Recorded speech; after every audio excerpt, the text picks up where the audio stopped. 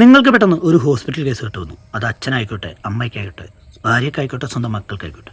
ആ സമയത്ത് നിങ്ങളുടെ കയ്യിൽ അതിന് വേണ്ടത്ര പണമില്ല. നിങ്ങളെന്ത് ചെയ്യും? ഒരു പലിശക്കാരൻ്റെ കയ്യിൽ നിന്നോ അല്ല ഒരു പണക്കാരൻ്റെ കയ്യിൽ നിന്നോ പൈസ കടം വാങ്ങും.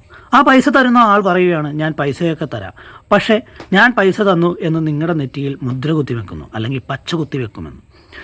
വ്യത്യന്തരമില്ലാതെ നിങ്ങൾ ആ പൈസ വാങ്ങി പോരുകയും ആ പച്ചകുത്തൽ നിങ്ങളുടെ നെറ്റിയിൽ പതിക്കുകയും ചെയ്യും.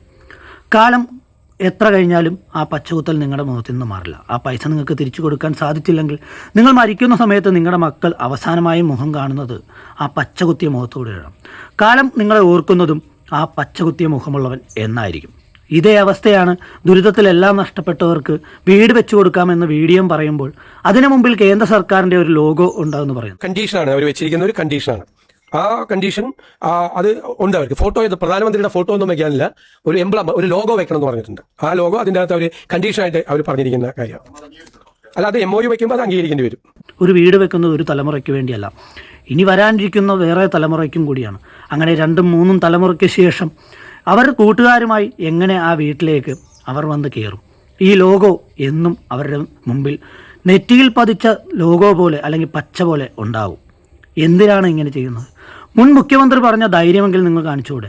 അത് അവരുടെ വീടാണ്. ആ വീടിന് മുമ്പിൽ ഒരു ലോഗോയോ ഒരു കൊടിയോ ഒരു ചിഹ്നമോ ഒന്നും തന്നെ ഉണ്ടാവില്ല. അത് അവരുടെ വീടാണെന്ന് അവർ വിശ്വസിക്കും.